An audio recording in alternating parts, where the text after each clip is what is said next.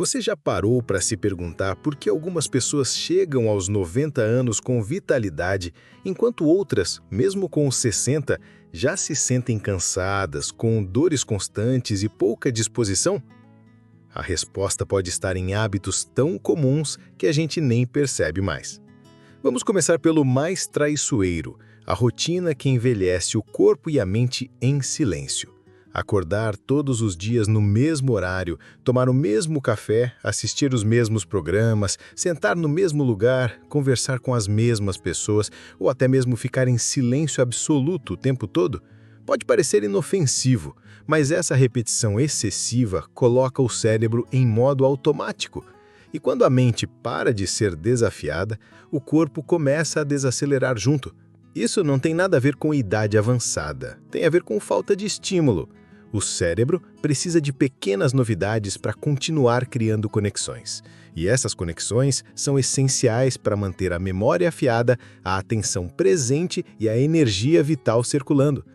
Quando a gente vive no piloto automático por muito tempo, começamos a desligar devagarzinho. É como uma luz que vai perdendo o brilho aos poucos. Já reparou como alguns idosos parecem mais jovens, mesmo com mais idade? Muitas vezes é porque eles se permitem viver experiências novas. Aprendem a usar o celular, mudam o caminho da caminhada, escutam músicas diferentes ou participam de atividades comunitárias. Não precisa ser uma grande mudança, basta uma pequena quebra de padrão por dia. Algo tão simples como trocar a mão com que você escova os dentes ou ler uma revista diferente. Isso já ativa áreas do cérebro que estavam adormecidas. E quando o cérebro desperta, o corpo responde. O metabolismo reage melhor, o humor melhora e até o sono se regula com mais facilidade. A monotonia não é apenas entediante, ela é inflamatória. Ela deixa o corpo pesado, a mente lenta e o coração desmotivado. É como se cada dia igual ao anterior empurrasse a vida mais para longe. E quando a gente percebe, já se passou mais um ano. A boa notícia é que isso pode mudar agora.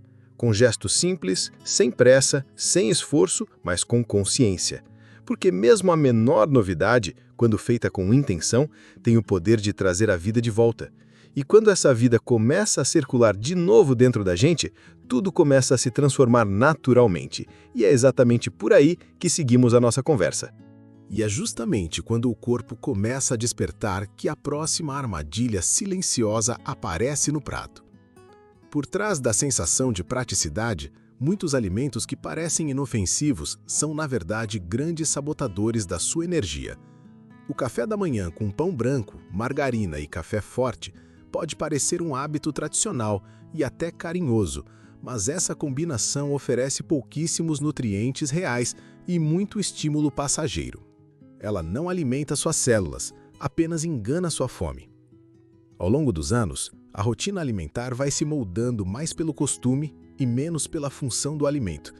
E é aí que começa o segundo grande erro: viver de comidas fáceis, empacotadas, ricas em sal, açúcar ou óleos de baixa qualidade.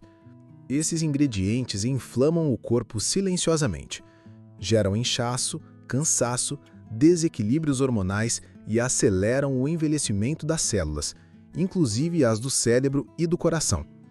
O alimento deixa de ser nutrição e vira um fator de desgaste, e isso nem sempre aparece nos exames de sangue. O corpo vai apenas ficando mais lento, o raciocínio menos claro e o sono mais fragmentado. O segredo não está em dietas restritivas nem modismos, está na volta àquilo que sempre funcionou: alimentos vivos, coloridos, preparados com afeto e simplicidade. Por exemplo, em vez de margarina, azeite com ervas. Em vez de biscoitos recheados, uma banana amassada com aveia e canela. Em vez de refrigerante, água com limão. São trocas pequenas, mas que fazem uma enorme diferença com o tempo. Comer de forma natural é mais do que um hábito. É um gesto de autocuidado que reverbera em todo o organismo. A digestão melhora, a mente clareia e até o humor responde. Porque o alimento é também uma mensagem que damos ao nosso corpo. Quando ele entende que está sendo bem cuidado, ele responde com mais disposição, menos dor e mais equilíbrio. E aqui vai um alerta gentil, mas verdadeiro. Você pode estar alimentando o envelhecimento do seu corpo sem perceber, todos os dias. Mas também pode, a partir de agora, usar cada refeição como uma oportunidade de renovação. Isso não significa eliminar tudo o que você gosta. Significa apenas incluir escolhas que ajudam o corpo a continuar caminhando ao seu lado e não contra você. E quando esse novo combustível começa a circular, o corpo começa a ganhar força, clareza e ânimo. É aí que entra outro fator poderoso nessa jornada: o movimento. É nesse momento, com a energia voltando aos poucos, graças à alimentação e aos estímulos certos, que uma outra ameaça sutil precisa ser enfrentada: a imobilidade. Ficar longos períodos sem se movimentar não parece um grande problema à primeira vista, especialmente depois de uma certa idade. Mas o corpo humano foi projetado para o movimento, ainda que seja leve, suave e constante. Quando passamos muitas horas sentados, deitados ou imóveis, o metabolismo começa a desacelerar, os músculos enfraquecem e o coração, silenciosamente, passa a trabalhar mais do que deveria. Isso não quer dizer que você precisa praticar atividade física intensa, ir à academia ou correr pela casa. O ponto aqui é outro. É o quanto seu corpo está sendo impedido de circular a própria vida por falta de pequenos movimentos diários. Algo tão simples quanto levantar-se a cada hora, mexer os pés enquanto está sentado, girar os ombros, esticar os braços, caminhar até a cozinha para beber um copo d'água. Para quem vive sozinho, usa bengala ou tem mobilidade reduzida, a solução está na intenção e não no esforço. Movimentar os dedos dos pés ao acordar, fazer leves rotações com as mãos antes de dormir, levantar os calcanhares enquanto escova os dentes. Cada gesto, por menor que seja, é uma mensagem ao corpo de que ele ainda está vivo, ativo e presente. A circulação responde, o coração agradece e os pulmões se expandem com mais facilidade. Não é sobre fazer muito, é sobre não parar por completo, porque a inércia cobra um preço muito alto com o tempo. Aumenta o risco de coágulos, dores, rigidez, sensação de cansaço constante e perda de autonomia. Já o movimento, mesmo mínimo, devolve a liberdade. Ele dá ao corpo a oportunidade de continuar servindo com dignidade, com força e com equilíbrio. Então, se for possível levantar uma vez a mais hoje, levante. Se puder esticar os braços com um pouco mais de consciência, estique. Não é o quanto você se mexe, é o quanto você se permite não parar. E é nesta permissão gentil de continuar em movimento que mora o próximo grande segredo para viver mais e melhor. E é nessa permissão gentil de continuar em movimento que o corpo se fortalece, mas a alma também pede atenção.